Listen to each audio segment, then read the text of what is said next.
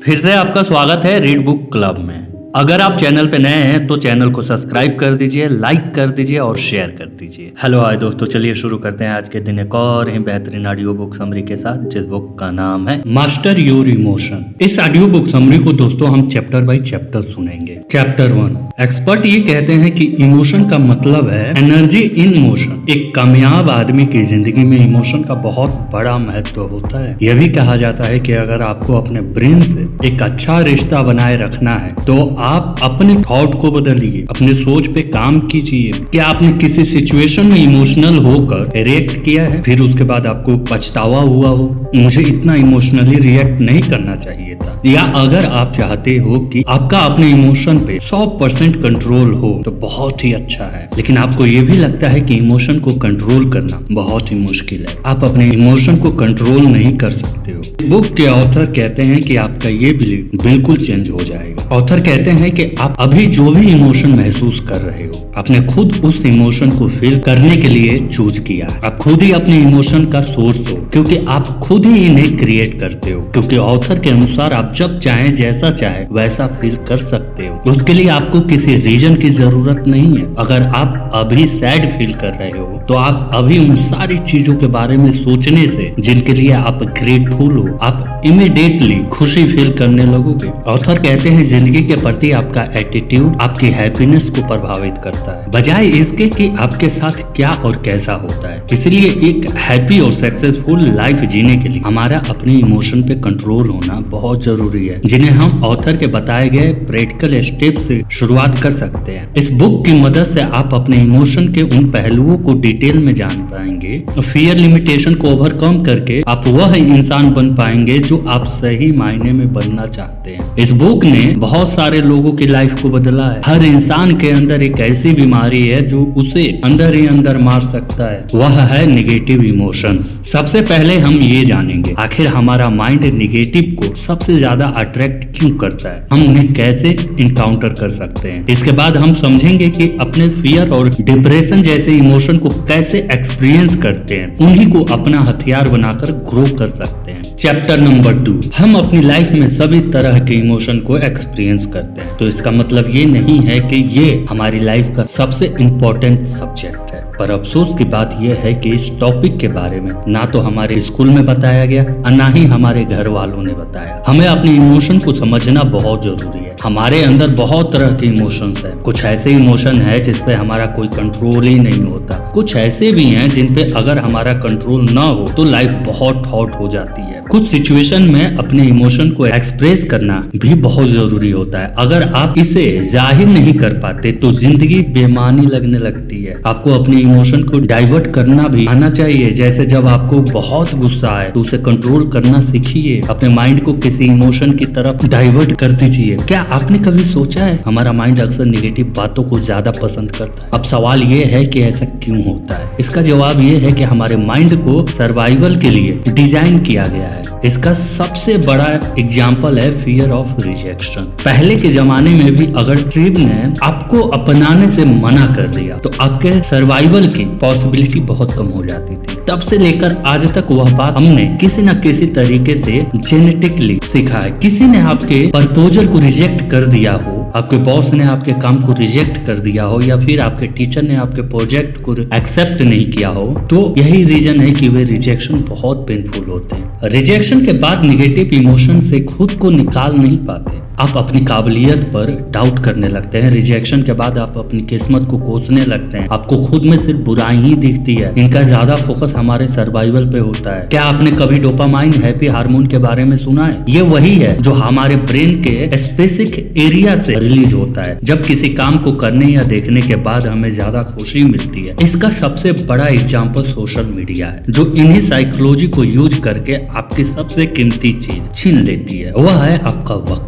जो खुशी आपको फेसबुक स्क्रॉल करने से मिल रही है, असल में डोपामाइन रिलीज होने से मिलती है। यह हैप्पीनेस का वह वर्जन है जो बाद में आपको अनहैप्पी बना देगा। ऑथर आगे कहते हैं सिर्फ फियर ऑफ रिजेक्शन हमारे इमोशन को कंट्रोल नहीं करता है, बल्कि ईगो भी बराबर का पार्टनर है, क्योंकि आपका ईगो आपको खुश करने के चक्कर में लगा रहता है। उसे दुनिया से तो कोई मतलब नहीं है, लेकिन जब आपका ईगो हट हो जाता है तो कई सारे इमोशन को रिलीज करता है, वह चाहे सैडनेस हो, फ्रस्ट्रेशन हो, डिप्रेशन हो या फिर एंगर हो। तो हमें इसे कंट्रोल करना सीखना होगा। चैप्टर नंबर 3, इसका सिंपल जवाब गीगो प्रिंसिपल में मिलता है। गीगो इसका सिंपल डेफिनेशन है कि मान लीजिए आपने अपने दोस्त को वीडियो गेम खेलते हुए देखा तो आपकी भी उसे खरीदने की डिजायर होगी। उन्हीं आंखों से जब आप किसी की मोटिवेशनल स्पीच सुनोगे, देखोगे तो आपको मोटिवेट करेगा सक्सेस पाने के लिए। आप जुनूनी बनोगे। इसका मतलब आपके एक ब्रेन के दो डिफरेंस आउटकम हुए। बस ये आपको डिसाइड करना होगा कि आप क्या एक्सपीरियंस करना चाहते हो। हमारी इमोशन कई सारे फैक्टर से इन्फ्लुएंस होती है। आप क्या फील कर रहे हो, अगर आप उन सर्वाइवल से निकली हुई इमोशन रिएक्शन को देखो तो ज्यादातर इमोशन हमारे थॉट का रिजल्ट होता है, या यूं कहें क्वालिटी ऑफ लाइफ के लिए बड़ा इंपॉर्टेंट रोल प्ले करता है। चैप्टर नंबर 4, आपने कभी ना कभी ये बात नोटिस की होगी, जब आप पूरी रात सोशल मीडिया या अपने फ्रेंड्स से चैट करते हो या कोई मूवी देखते हुए अपनी सारी रात जागते हो, तो कहीं ना कहीं आप अपनी बेसिक नीड को सेक्रीफाई कर रहे हो, जिसके बाद अगली सुबह उसका साइड इफेक्ट देखने को मिल जाता है। आप लेजी फील करते हो। अच्छी नींद बहुत जरूरी है। अपने काम पे कंसंट्रेट करने के लिए सिर्फ नेगेटिव इमोशन ही आएंगे। आगे ऑथर ने यह भी बताया है कि 2016 में एक ऑर्गेनाइजेशन के द्वारा रिसर्च से पता चला है कि जो लोग 6 घंटे से कम सोते हैं उनकी मोर्टेलिटी रेट 30% बढ़ जाती है, उनके कंपैरिजन में जो लोग 7 से 9 घंटे की पूरी नींद लेते हैं। अब सवाल यह है कि आपको आपकी नींद की क्वालिटी कैसे इंप्रूव करनी है। चैप्टर नंबर 5, आपने अक्सर ये चीज देखी होगी, अक्सर आपका दिमाग नाव को रिजेक्ट करता है, इससे भागने की कोशिश करता रहता है, लेकिन अगर आप नाव को एक्सेप्ट करना शुरू कर देते हैं तो बदले में यह आपके आने वाले पेन को कम कर देगा। ऑथर ने इस चैप्टर में सिखाया है कि हम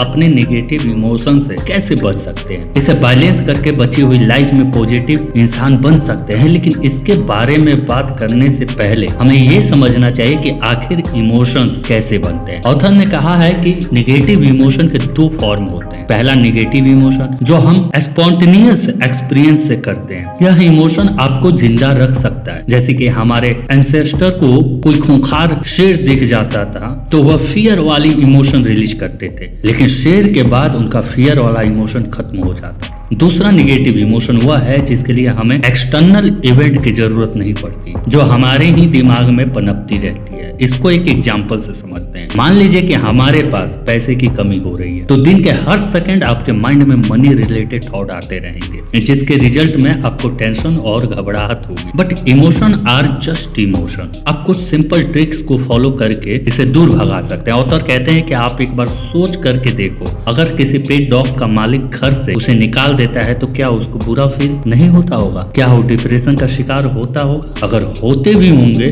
तो खुद को कैसे ठीक कर लेते हैं? अगर हमें इसका जवाब नहीं पता तो फिर भी इतना तो यकीन से कह सकते हैं कि वह अपना रास्ता खुद ढूंढ लेते हैं। यही काम आपको भी करना चाहिए। छोटी मोटी ड्रामा यानी कि नेगेटिव से अगर आपको बाहर निकलना है तो अपने आप को डिस्ट्रैक्ट करना होगा, कुछ ऐसा करना होगा जिसमें आपकी कंप्लीट अटेंशन की जरूरत हो। अगर बात डीप इमोशन डिप्रेशन की हो तो ऑब्वियसली उससे आपको बाहर निकलने के लिए ज्यादा वक्त लगेगा। इससे बचने के लिए प्लेन पेपर निकाल लीजिए, नेगेटिव इमोशन को नोट करो, खुद से सवाल ये करो कि आपको ये नेगेटिव फीलिंग किस वजह से और क्यों फील हो रही है। क्या आप इस फीलिंग को लेट गो कर सकते हो? अगर इसका जवाब आपके अंदर से ना में आता है तो अफर्मेशन, विजुअलाइजेशन और रेगुलर बेसिस पर एक्सरसाइज करना शुरू कर दो, ताकि आप उन हैबिट की मदद से नेगेटिव इमोशन पे काबू कर सको। तो थैंक यू दोस्तों अपना कीमती समय देने के लिए। ये थी आज की ऑडियो बुक समरी। तो इसे अपने दोस्तों के साथ अवश्य शेयर करें, और आपको दिल से धन्यवाद अपना कीमती समय देने के लिए। दोस्तों आप लोगों से एक अनुरोध और रिक्वेस्ट है कि प्लीज हमारे चैनल को सब्सक्राइब कर दीजिए। हम आपकी नॉलेज को इंक्रीज ही तो करते हैं, please. Thank you for watching read book. अगर आप हमारे चैनल पे नए हैं तो हमारे चैनल को लाइक कर दीजिए, सब्सक्राइब कर दीजिए और कमेंट करके हमें बताइए कि आपके लिए और कौन सी ऑडियो बुक समरी लाई जाए।